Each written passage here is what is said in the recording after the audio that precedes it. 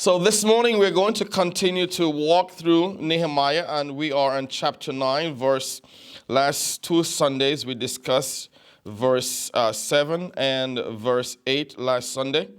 And today we're going to pick it up at verse 9, and we're going to try our very best to get down to verse 20. So we are going to attempt to move like lightning speed this morning to see if we can get down to verse 20. The last two Sundays we spent an hour on each verse, but let's try to see if we can cover more grounds this morning. Verse 9 says, "You saw the affliction of our fathers in Egypt and heard their cry by the Red Sea." I want to make note of that word, that name, Red Sea. Usually we say Red Sea, but correctly it's Reed Sea. But everybody over the years have been saying Red Sea, but it's actually the Reed Sea.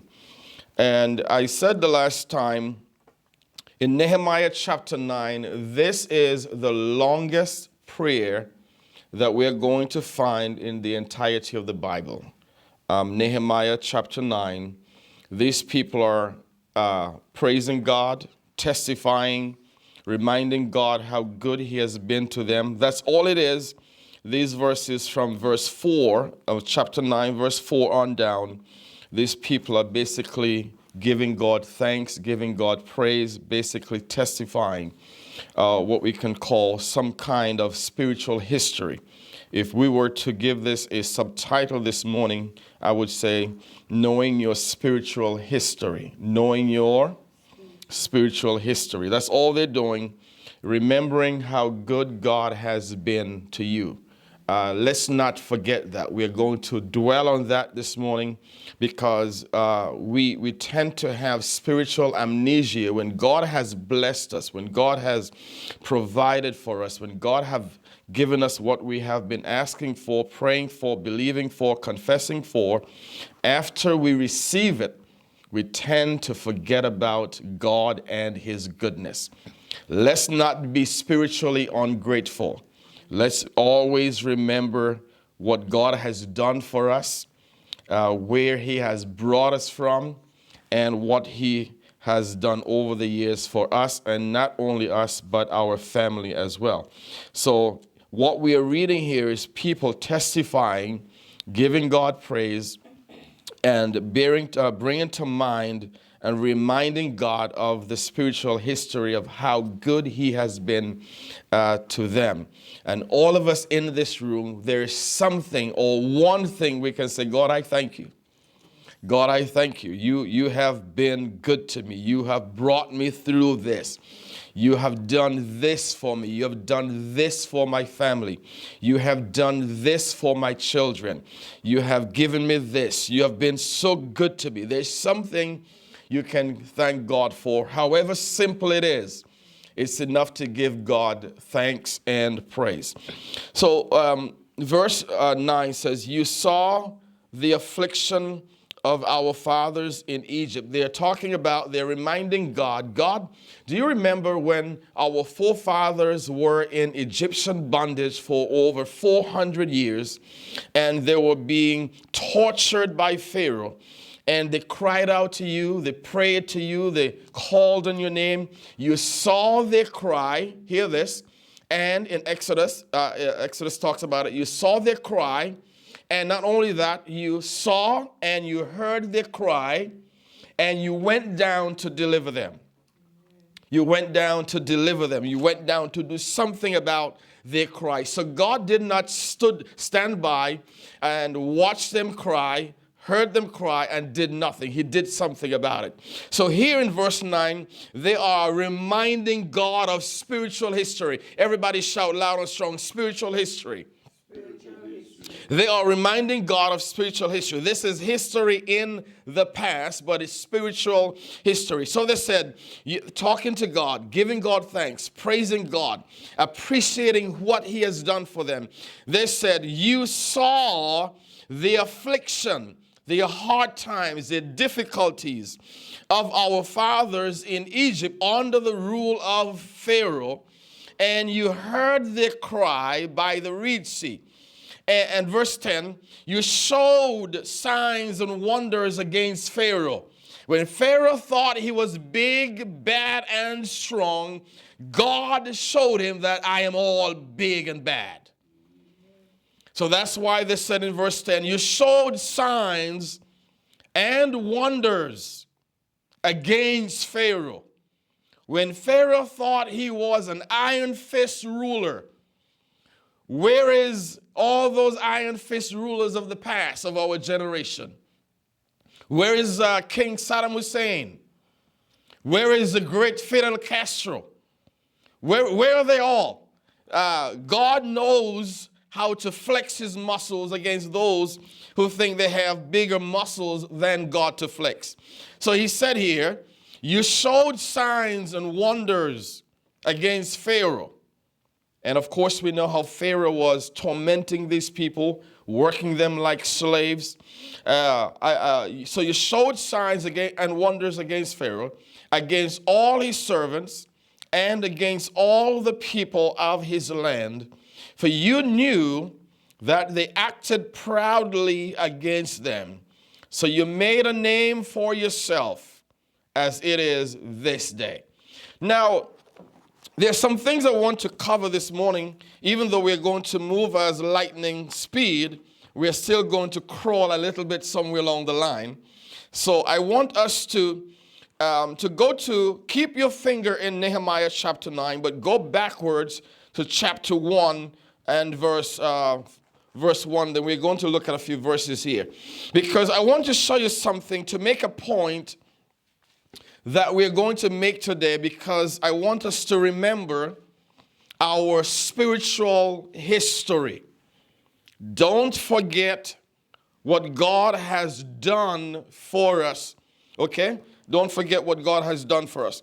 So look at Nehemiah chapter 1.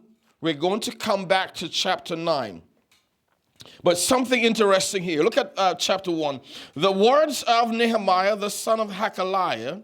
It came to pass in the month of Chislev in the 20th year, as I was in Shushan, the citadel, that Hanani, one of my brethren, came with men from Judah, and I asked them concerning the Jews who had escaped, who had survived the captivity, and concerning Jerusalem.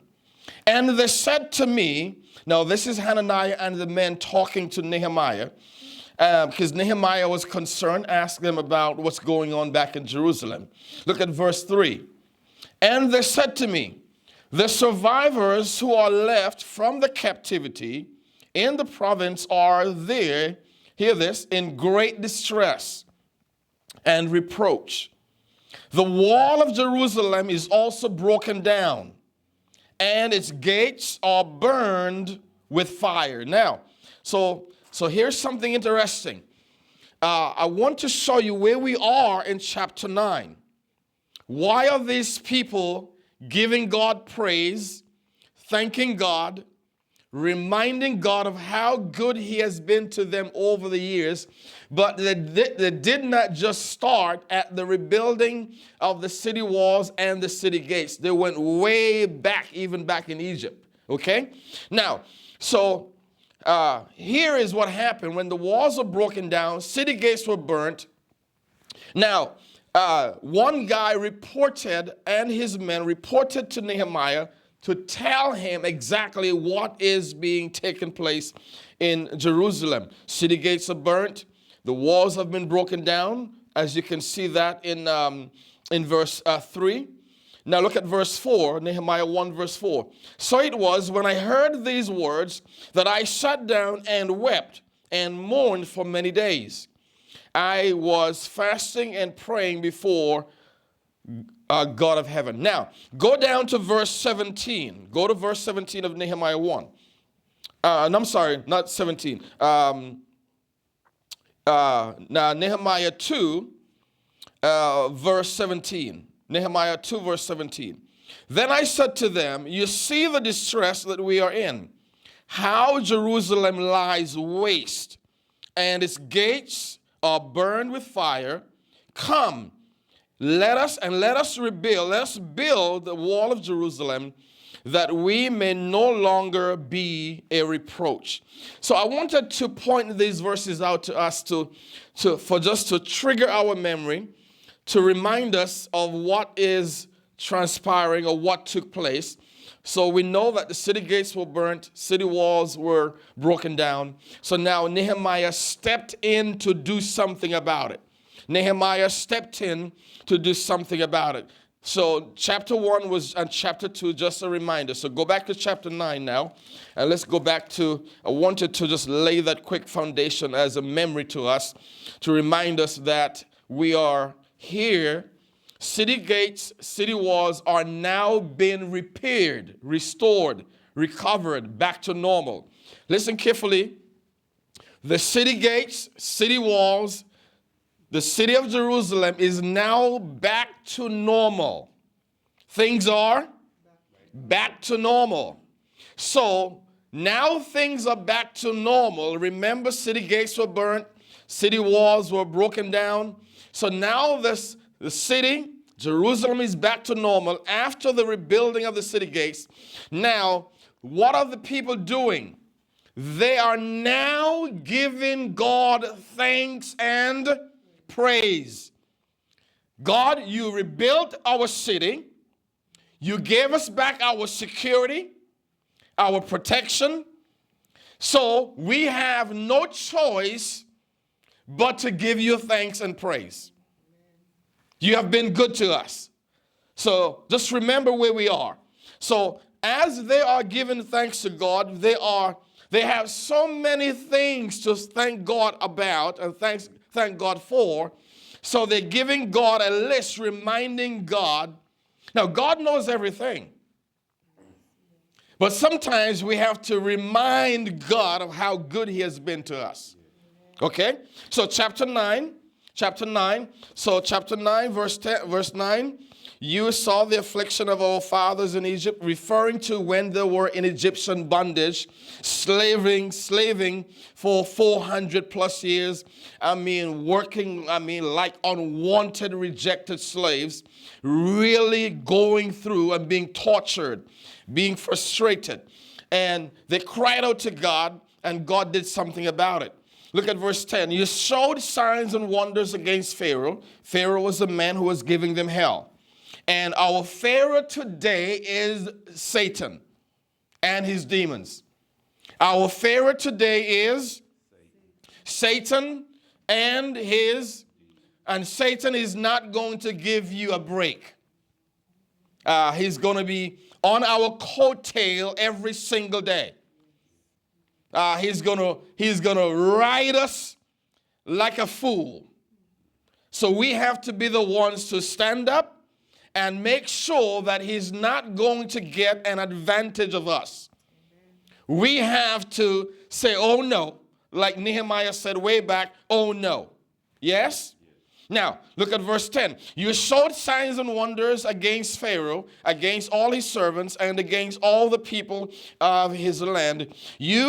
For you knew that they acted proudly against them.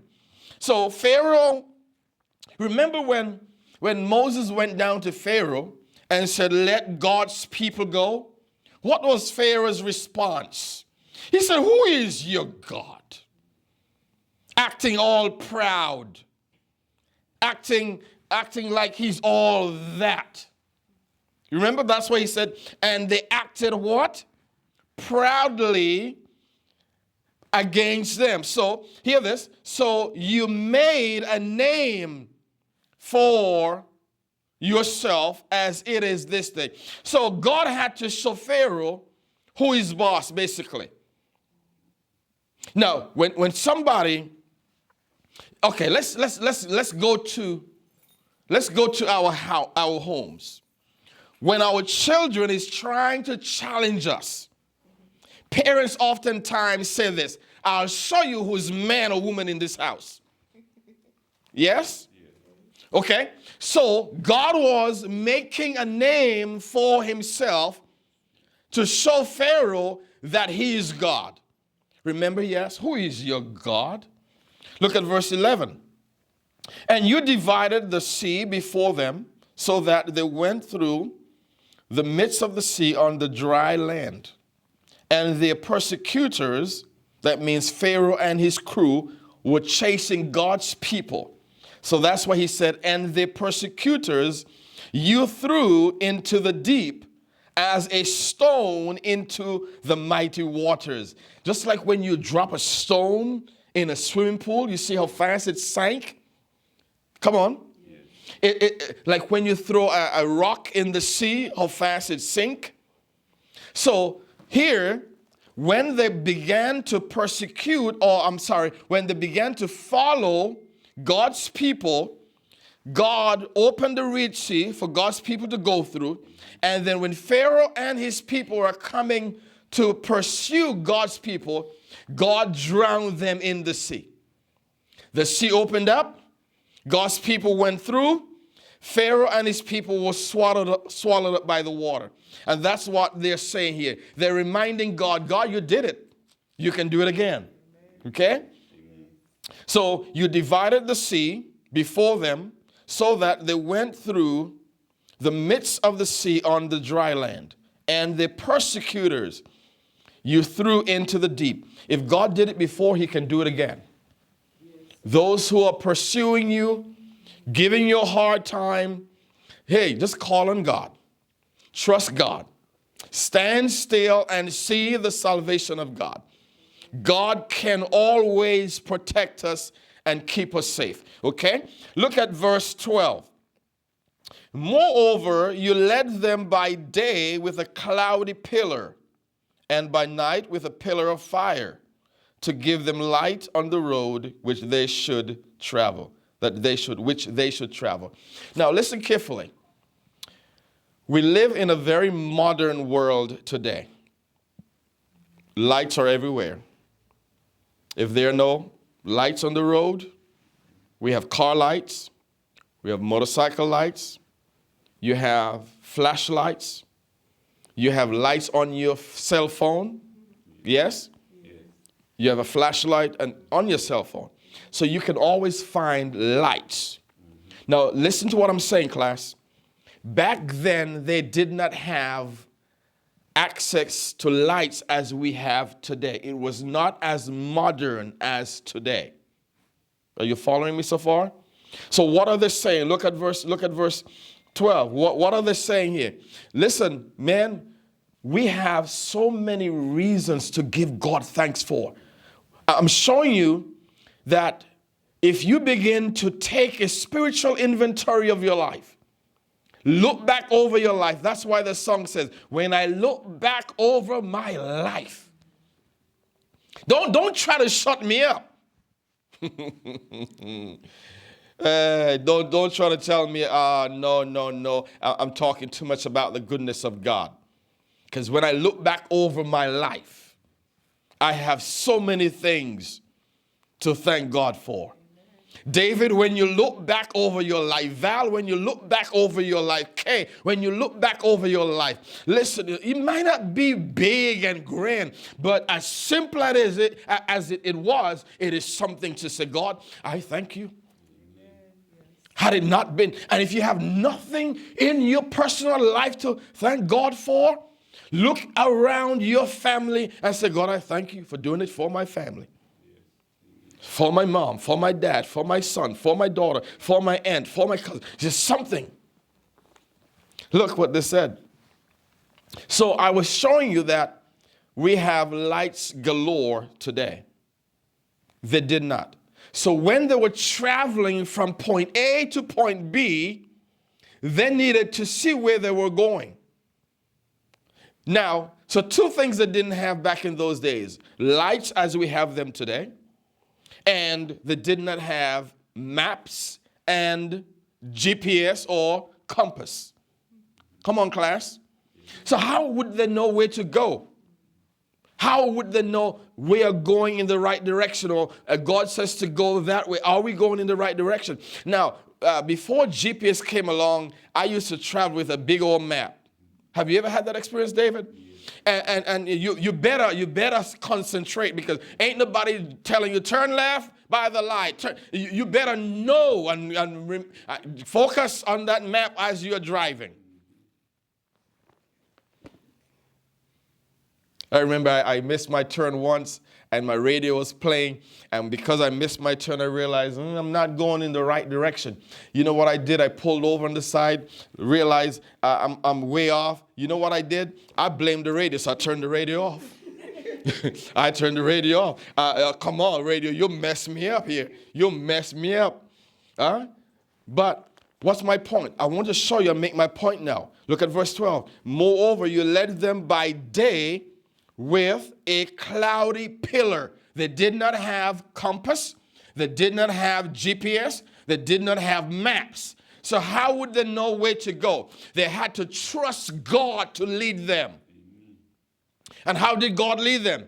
God led them by using a pillar of cloud in the sky. And as the pillar of cloud was moving, they moved and followed the cloud. Come on, class.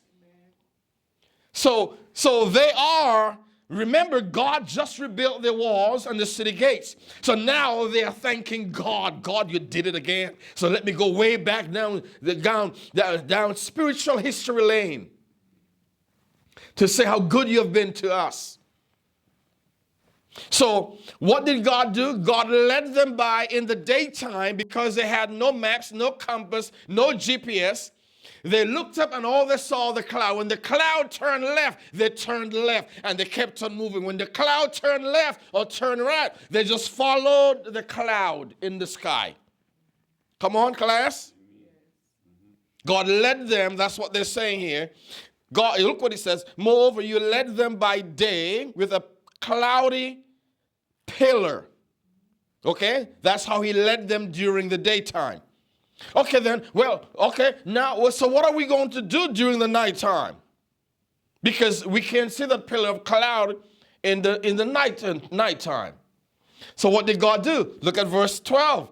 And by night with a pillar of fire. So now the pillar of fire is lit up to give them what? Light on the road which they should travel. Don't mess with my God. And you're telling me I must stay quiet. I must not give God thanks and praise. I must not give God the glory. And God has brought me a mighty long way.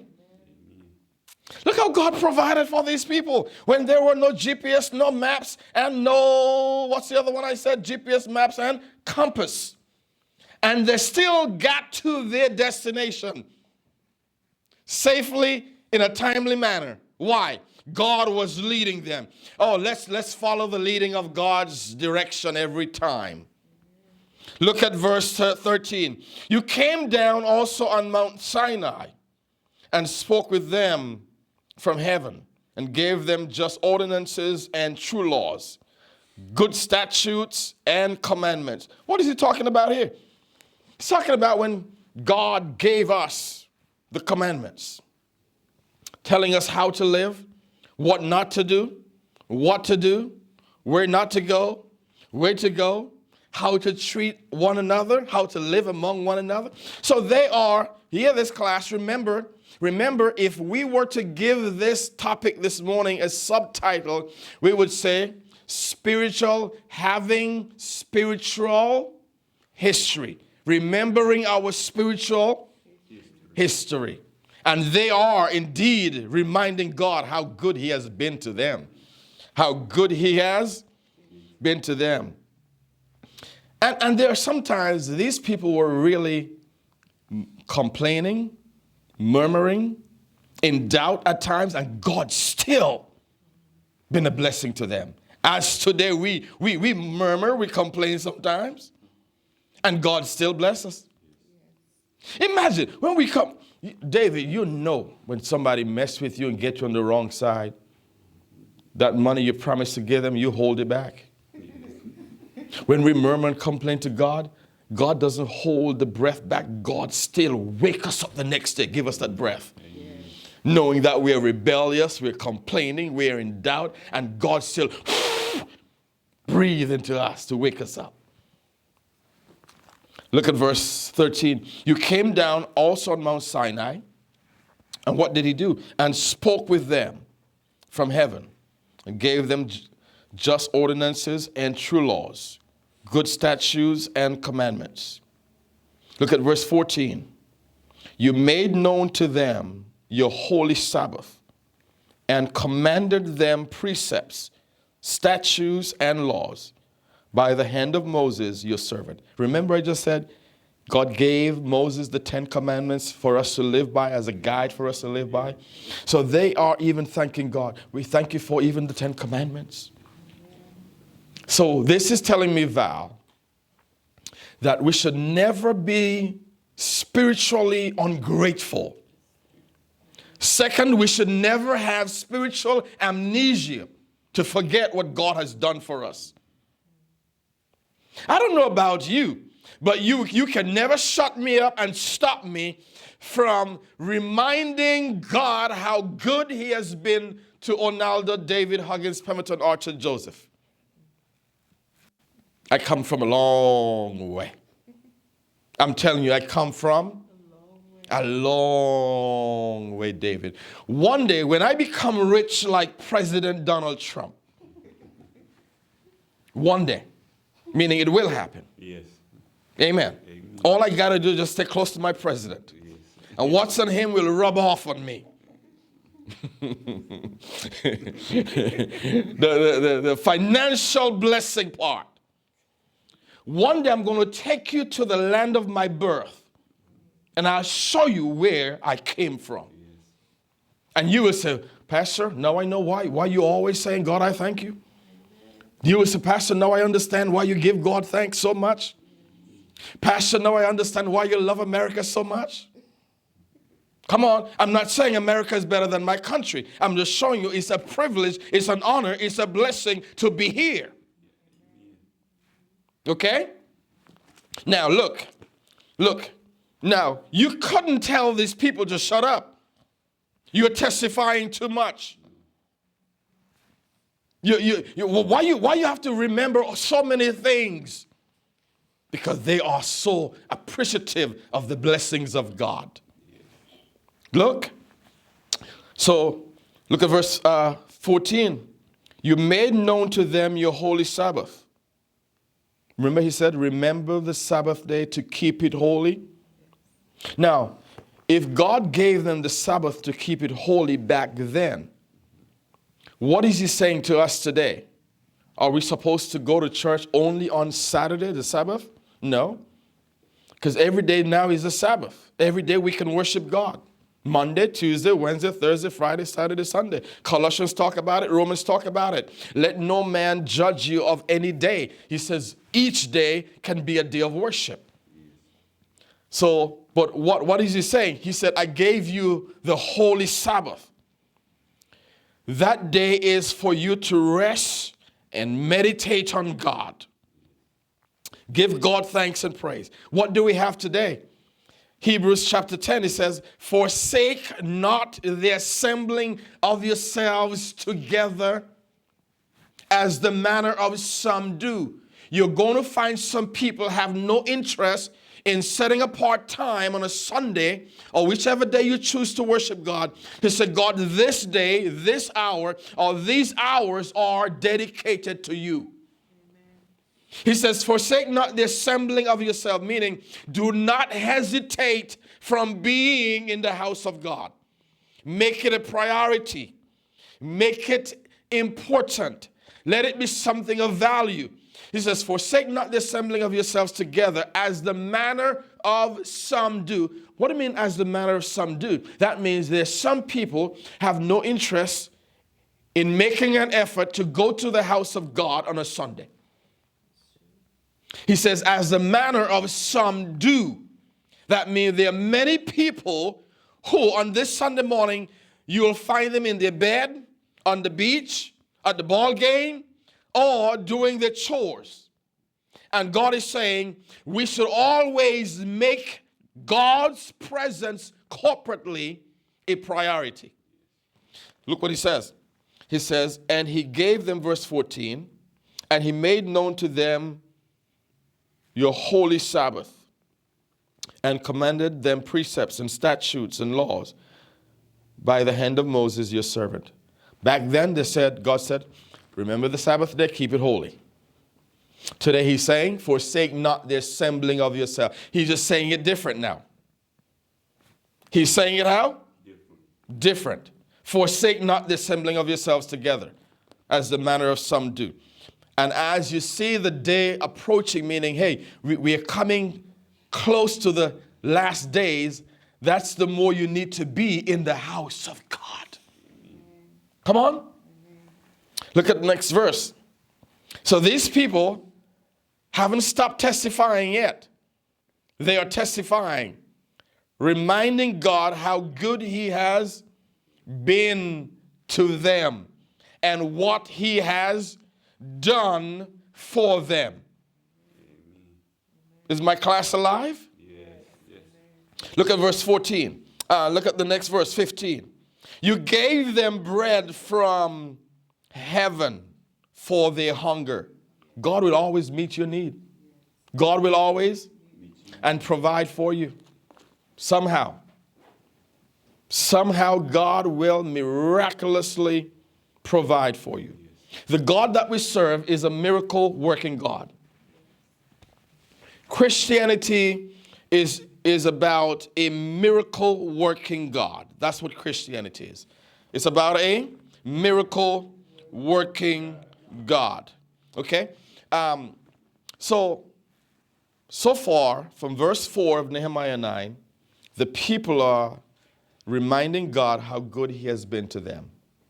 Remember what Psalm 150 verse 6 says? We have 150 Psalm, the longest book in the Bible. And the Psalm closed out in 150, the last verse, verse 6 says, let everything that has breath praise God. Testify. List your spiritual history. Is anybody listening to Odie this morning? Or you wish that you had just spent a little more time in your bed? Now, so Psalm says, let everything that has breath. You see that word breath? Let everything that has breath means wind in our lungs, the breath of God in our lungs, air, oxygen. That word in the Hebrew also means, hear this, intellect. Anybody that has any bit of common sense ought to give God thanks and praise. Amen.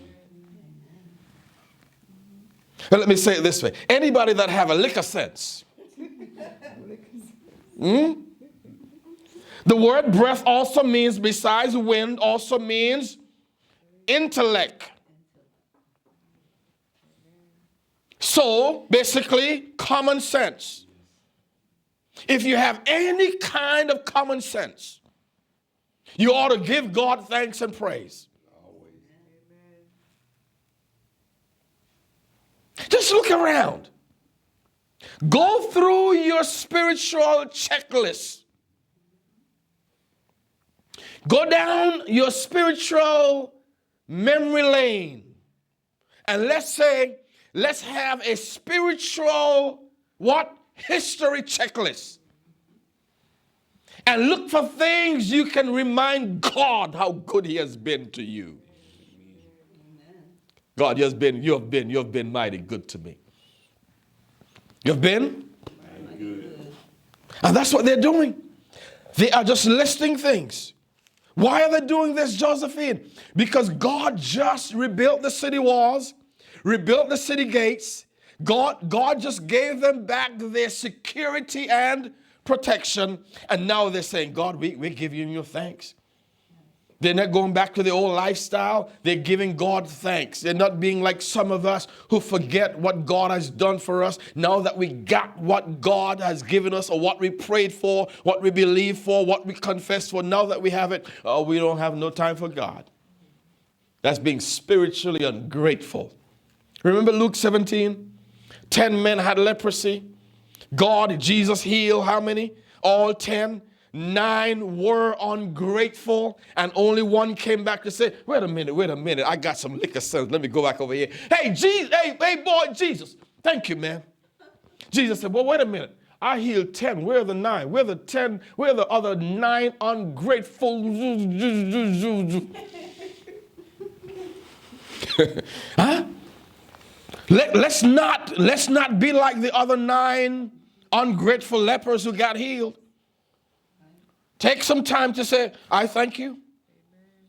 Take some time during the week, get your clothes together and say, this coming Sunday I'm going to the house of God, just to remind God corporately and rest with the rest of the saints how good he has been to me.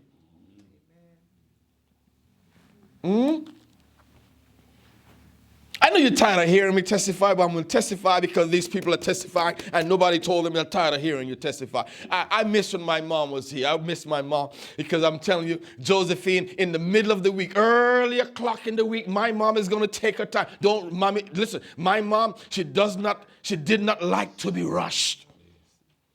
If you want to see my mom lose her salvation and lose her holiness, rush my mom.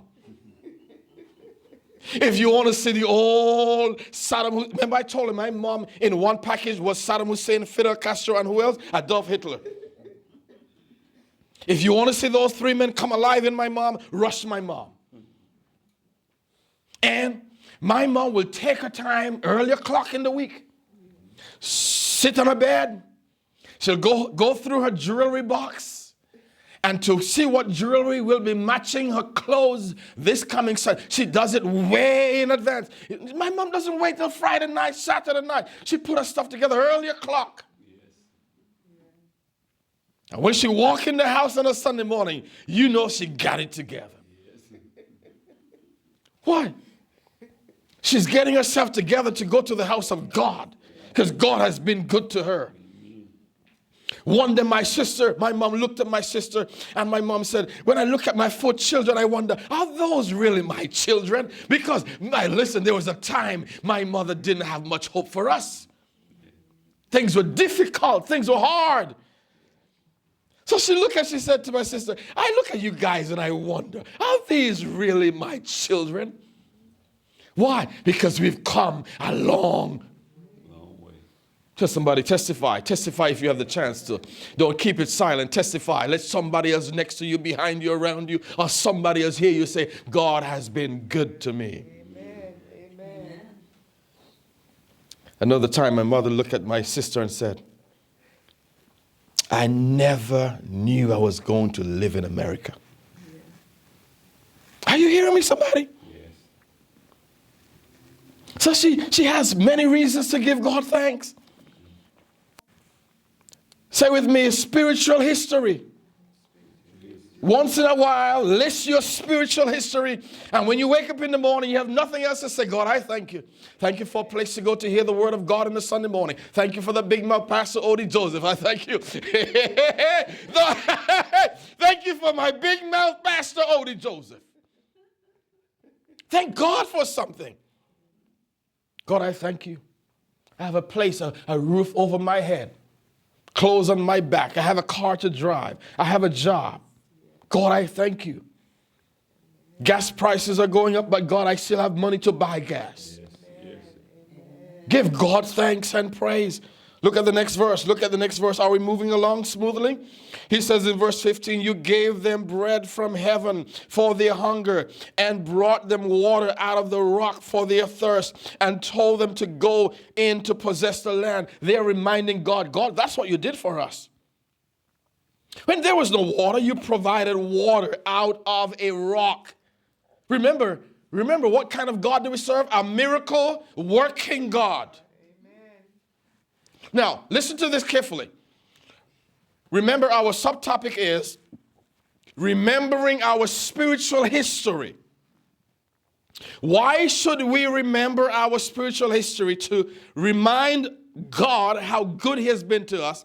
It keeps us from, hear this, making mistakes, and it makes us serve him better. Amen. If every week you call me, Pastor, I'm short financially. Can you help me out here? Help a brother out. And I zell it to you, wham! And you hear in your phone, cha-ching, cha-ching. Money came through. Every week. For about 3 months. I've been doing that for you. And you say, every Sunday, Pastor, I thank you. I got the money you sent me. Got the money you sent me. every time you give me thanks, and you say thanks for selling you, cash apping you that money, you know what that is saying? You are reminding me, Pastor, I appreciate it. And it makes you, hear this, appreciate me even more. And man, you say, Pastor, I don't know what I would do without you. Is anybody here this morning? So when we list and remember our spiritual history, I said it makes us what? Serve God better. And what? It makes us also to appreciate that God is a man of his word. He's a man of his promise. Whatever he promises, he will do. If he promises this or that, he will do it. So expect it. Look at this. Verse 15, you gave us bread from heaven for our hunger, brought water out of a rock for us to drink. And what did he say? You told us to go in and do what? Possess the land. Did he not say that? Go in and do what? Possess the land. And that's what they did. God did it for them. So imagine, all of this came about from this. Hear this, class. I don't want you to miss this. What are these people doing? Why are they saying, God, you did this. God, you did that. God, I thank you. God, you did this. Oh, God, I thank you. What are they doing? What caused them to say these things and remind God what he has done for them is this. All because God rebuilt the city walls and the city gates, causing them to have their security and protection back. And now the rebuilding, the construction is over. These people didn't get loose and go back to a loose lifestyle. They got into the mood of thanking God, praising God, bigging God up. All right? You see that word, let everything that has breath praise ye the Lord? The word praise in the Hebrew is halal, meaning to boast. So when you hear somebody testifying and you in your mind you're like, oh, they're just bragging, they're just boasting. No, the Hebrew word is halal, to boast, to big up, to praise, to shine. So whenever we're giving God thanks, we are making God to shine in a sense. Are you tracking, class? All right? So don't let anybody silence your praise. Don't let anybody silence your praise. Don't let anybody silence your praise. Praise the Lord. Look at the next verse. Verse 15 says, he told them to possess the land which you had sworn to give them. So our spiritual history is for us to serve God better and to remind us God is a man of his promise. He says here, which he had sworn to give them, meaning he is a man of his promise. Whatever God says, he will do. Whatever God says, he will do. He is a man of his promise, okay? When we mention out loud or even quietly a list of things God has done for us, we are basically, in a sense, showing God how much we love him and appreciate him, and without him, we would have nothing to give him thanks for. Are you there? As simple as it may appear to be, let God know. I thank you. Now, if you do something for somebody and they don't look back to say thanks, you know what comes to your mind? I know you went to school with the Virgin Mary, so that means you're really holy. But when you've been blessing somebody often enough and they don't show the appreciation, you say, you'll need me again. You're ungrateful. Mm-hmm. And when you come back, I can't help you. I can't help you. You have not been showing gratefulness. That's why you should not stay quiet when God has been a blessing to you. Be like these people who list things. They have a list of things. They're saying, God, you've been mighty good to us. Because you don't want God to say, I've been doing this for you, but where have you been all the time? Like those 9 lepers who did not come back to say, God, I give you thanks and praise. Okay? Now, what verse are we on? What verse are we on in Nehemiah? 16? Look what it says. But they and our fathers acted proudly, hardened their necks, and did not heed your commandments. But they and our fathers acted proudly, hardened. Now, you see, when you go down your spiritual history, like this verse here will cause you to say, you know what? Let me not make mistakes as others made mistakes. Let me serve God better. And let me learn to appreciate Him and know that God is a God of His word and a promise. Okay? Let's not be stubborn. Look at verse 17. They refused to obey. They refused to do what?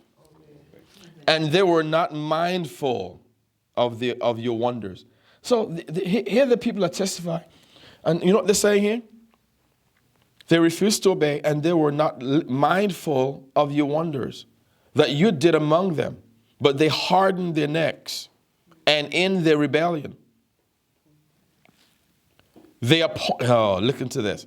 They appointed a leader to return to their bondage.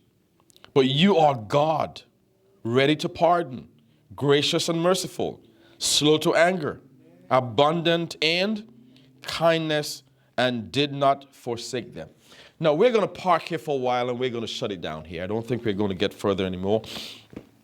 But here is where I want to end and bring a few things out.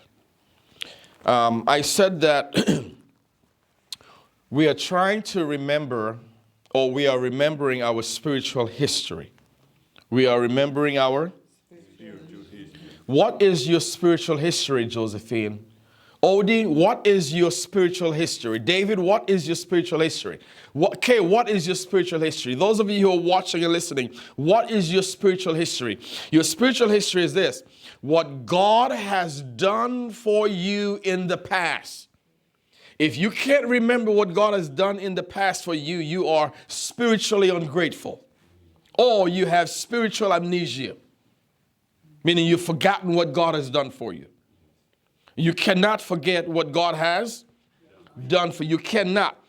Trigger your memory. Do something. Drink some jelly water. Do something to remember what God has done for you.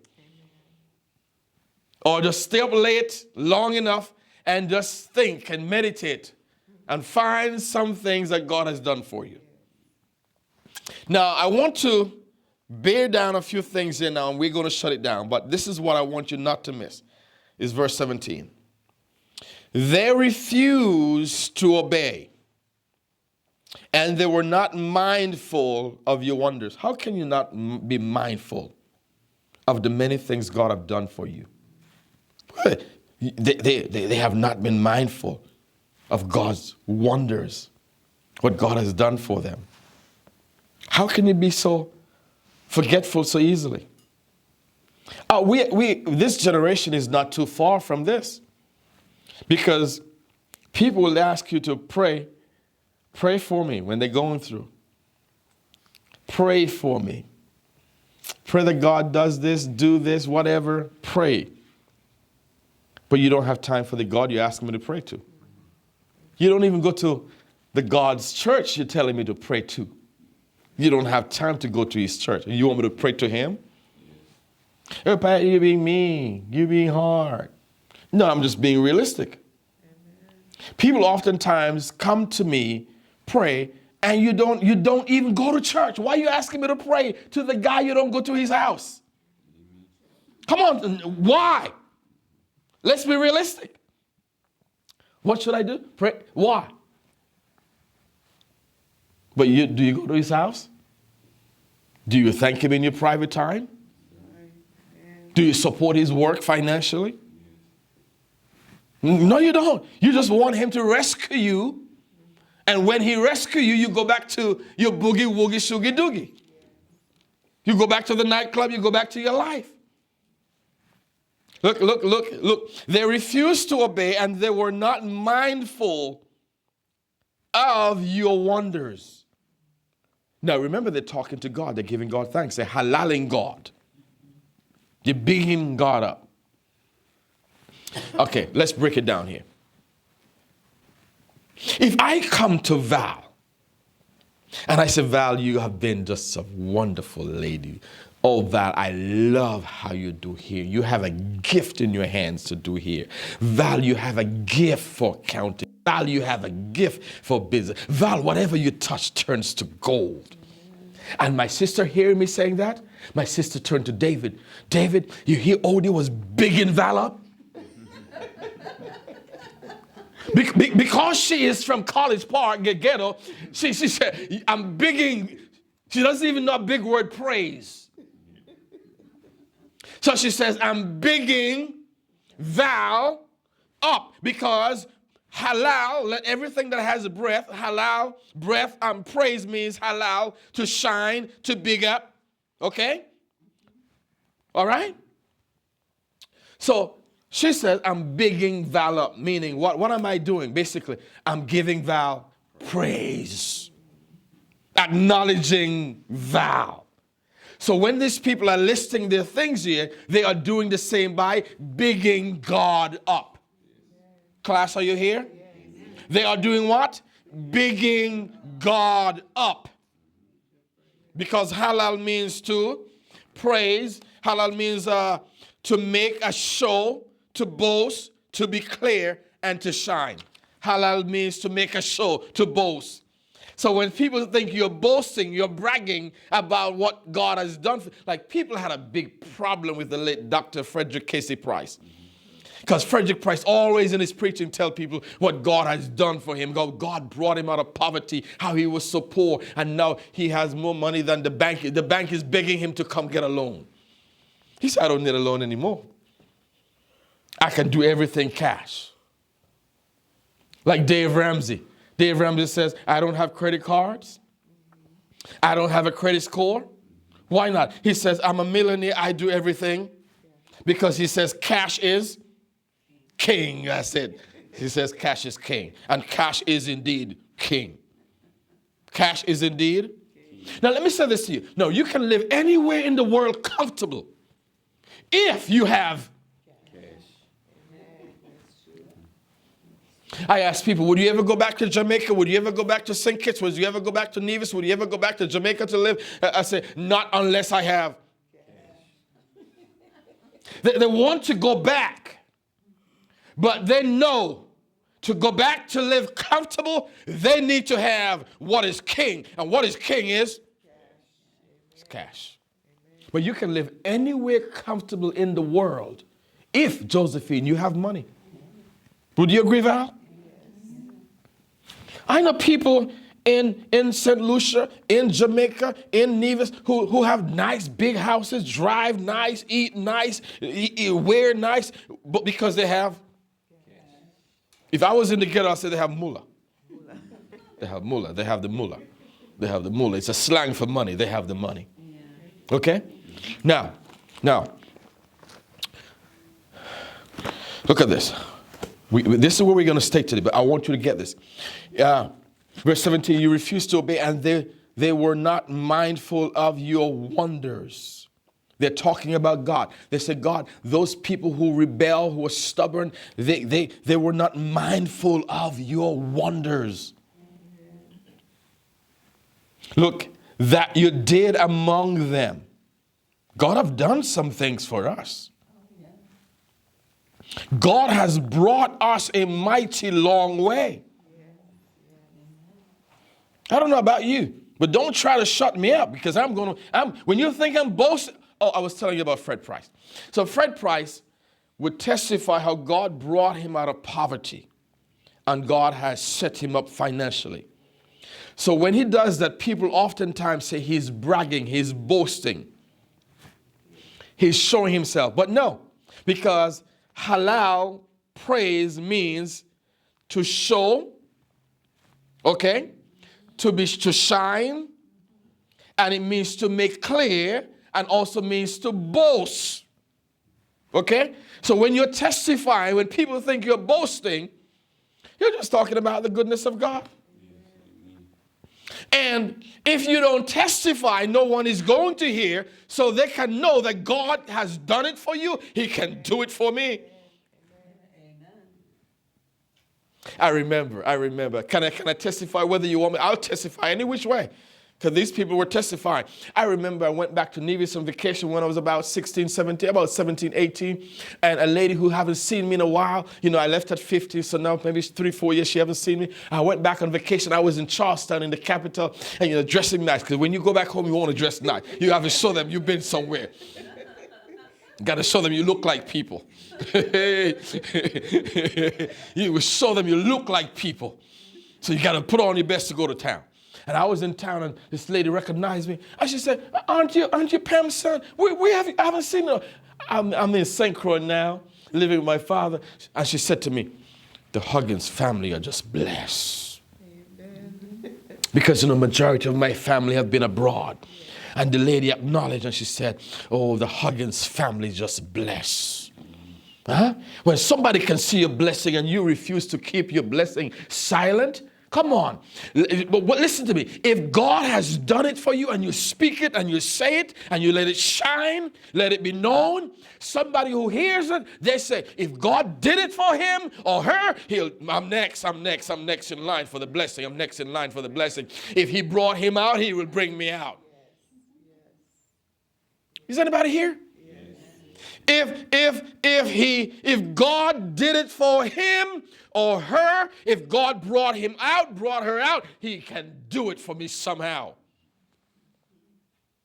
Because Christianity, the Christianity that we are involved in, is about miracles. I know Val has to go home to take care of a roast beef. So let me finish up. Look at this, Josephine. That you did, verse 17, Nehemiah 9:17. They refused to obey, and they were not mindful of your wonders. And that you did among them. God did some things for us for sure. I don't know about you, he did some things for me and my family. And look at this.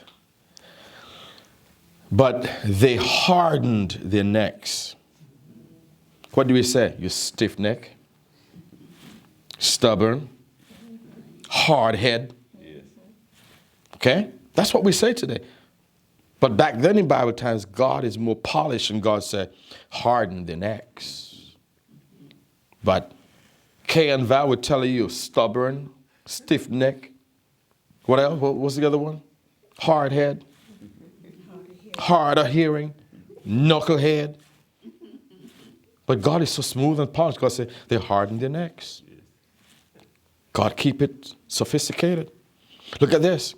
And in their rebellion, let's say it loud and strong, in their rebellion. People, listen to what God says, in their rebellion. Not thinking about it, but in the midst of the rebellion. And what do we say this? You cannot be wrong and. You can't be in your rebellion wrong and still think you are. Tell somebody you can't be wrong and strong. You can't be, don't be afraid to tell you, no, you can't be wrong and strong. You can't be wrong and strong. That's all God is trying to tell them. He says, and in their rebellion, they appointed, listen to this, in their rebellion, in the midst of the confusion, in the midst of the mess, in the midst of the nonsense. He says, in the midst of the rebellion, hear this, they appointed a leader to return to their bondage. They want to go back from whence they came, that tortured them, gave them hell. Why do you want to go back? Why do you want to go back from whence you came? You went through hell. You called me every morning for prayer because you need a breakthrough, you need a deliverance, but now you're going back. Look at this. Let's close. We're closing. We have to go. Listen, I love this. But listen, but in their rebellion, they appointed a leader to return to their bondage. But you are God, ready to pardon, gracious and merciful, slow to anger, abundant in kindness, and did not forsake them. Even when they're acting crazy, acting like a Looney Tune, God still displayed love to these people. But here's what I want to end with. Remember, they were in Egyptian bondage for a very long time, being tortured, going through hell. They were going through it so much to the point where they cried out, and they cry, and their prayers got up to God's heaven. And God came down to rescue them, to deliver them, to set them free. Did God not do that for them? Okay?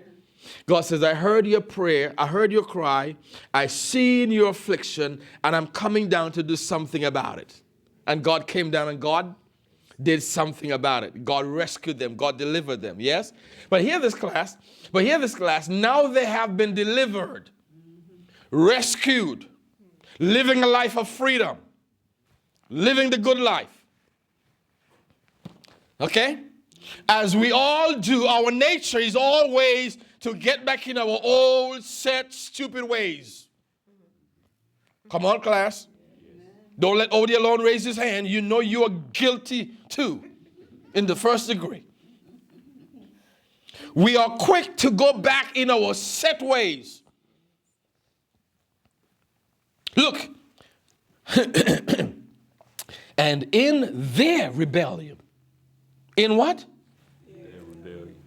They appointed, they said, Josephine, I want you to be the ringleader. We're going back to Egypt. This Moses, he brought us out here to kill us in the desert. So Josephine, we nominate you. And Josephine said, I accept nomination. And so she said, I decline. I'm sticking with God.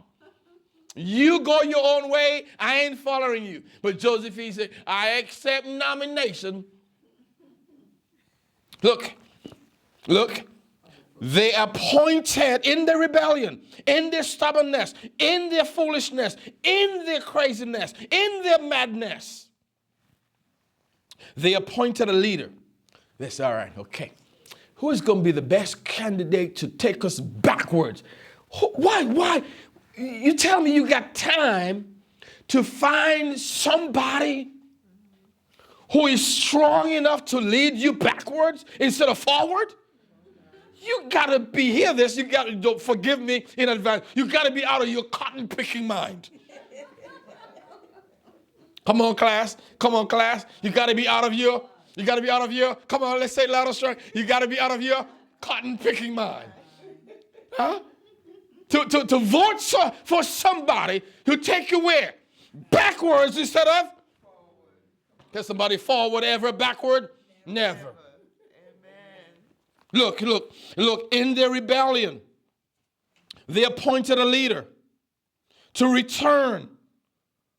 Look where they're going back to, Josephine. Going back to where? Their bondage. Why? Why are you going back to poverty? Why are you going back to struggling? Why are you going back to that man who used to beat you? Why are you going back to the lady who body slammed you? Why? You think only men beat women? Women gonna beat down a man like a bulldog. Hey, can I give you a story?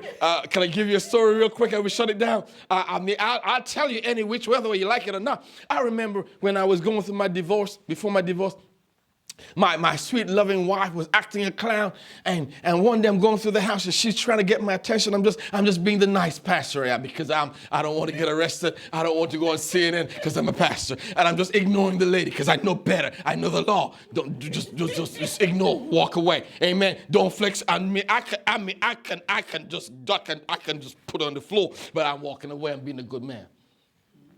And the lady's following me around the house. And she's pushing me. I said, girl, don't push me. Girl, don't push me. And she's pushing me.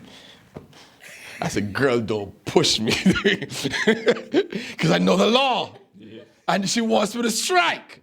Because if I strike, she's going to call 911. He killed me, almost killed me. So I let her push me against the wall. I let her push me in the hallway. I just act like I can't fight. But on the inside, I said, girl, I will break your neck. I didn't say, but inside, the old Odie on the inside said, girl, I will break your neck. And tell somebody you fell. I didn't do it to you. You just stumble and accidentally break your neck. But because I know the law and I know sin is alive, I allowed her to push me. And she pushed me against the wall. And she some people push you to the edge. And she was trying to. But the good man I am, because I know jail, I'm allergic to jail. And I ain't going. Nobody's going to make me go to. So I keep my cool and I keep my calm. And I let her push me around the house until she got tired and gave up. Look what this says. They appointed a leader to return to what? Bondage. To return where? Why are you going backwards? That's the same Egypt you cried out to God to deliver you from. Why are you going to take time to select a leader to take you back there? Look at this, and I close. Look at this. It's the same thing in our churches and ministries. You'll have somebody, something they may not agree with or disagree with, or they just feel like it's time to move on. And instead of leaving quietly and peacefully, they're going to start working the phone. They're going to have phone ministry to see who they can recruit to go with them. Come on, class. You see, you don't do that on the job. When you're leaving your husband or your wife or your kids, you don't do that. You don't recruit anybody to go with you. But in the church, there's a spirit in the church. I got to recruit somebody to go with me. You didn't bring anybody here. You didn't recruit anybody here, but you're going to work hard and long to recruit somebody to leave the church with. Listen, if you feel your season is over, go in peace and leave everybody else alone. Amen. You didn't bring anybody. You didn't recruit anybody. Why are you not working the phones and recruiting somebody to go with you? Huh? Why we always have that selfish spirit in the church? We leave the job peacefully. We leave our husbands peacefully. We leave our wives peacefully. We leave our children peacefully. We leave everything else peacefully. But in the church, we're always trying to recruit somebody to go with us. Just leave. Put your finger up and tiptoe out. And when we don't see you, we understand. Amen. Look at this. Look at this. Look at this. They appointed a leader to return to bondage. To return where? To bondage. To bondage. If that leader had any lick of sense, the leader would say, nah, I ain't going back. I remember the days of Pharaoh. I remember he triple-dippled the work. I ain't going back. I ain't going back to Pharaoh. I ain't going back to Pharaoh. But hear this. Even in the bondage, hear what the people said. But you are God. See, God is not like man. God is different. How is it different? Ready to pardon, even your rebellion and stubborn and stupid. Ready to pardon. And what else? Gracious and merciful. What does mercy do?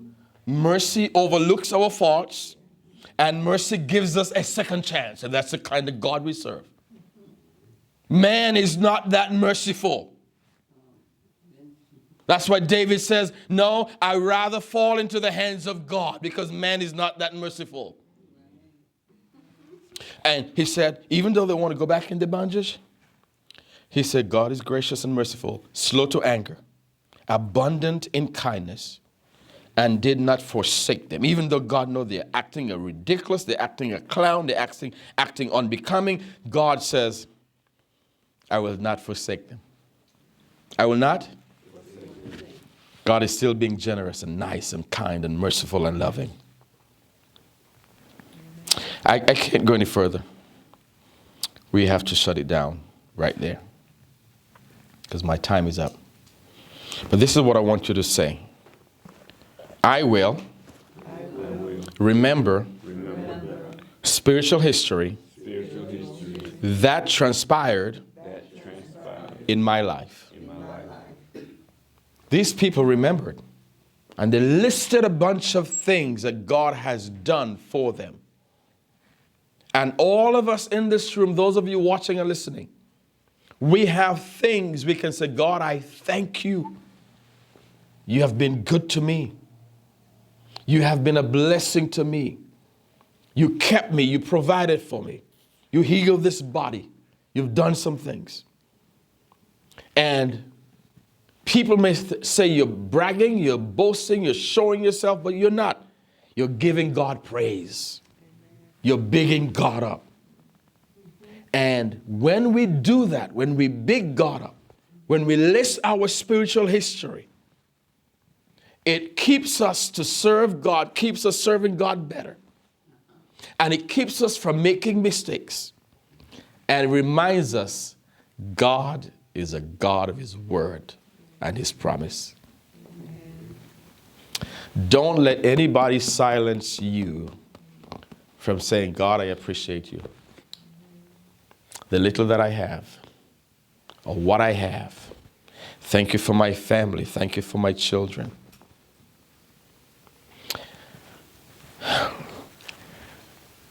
God blessed my sister recently. And I was looking at the blessing in the house, what God did for my sister, and I went close by and I was telling my aunt about it. I just prayed and I bless it for God, bless it for her. Because the things that God has done, as simple as it is, if we give Him thanks, we big Him up, we're making room for more. When you thank people who have been good to you, they're always going to be quick and help you again. But when you don't, they're reluctant. And when you call, caller ID will tell them who's calling and why you're calling, and don't answer. Come on, class. Come on, class. But when you have been good and thankful and grateful to that person, they're quick to answer, quick to bless you again. And our God is the same. Do not cease, do not stop, do not hesitate from thanking Him, praising Him, reminding Him of the spiritual history list of things He has done in our lives. And I'm telling you, He will bless us again and again and again in the future.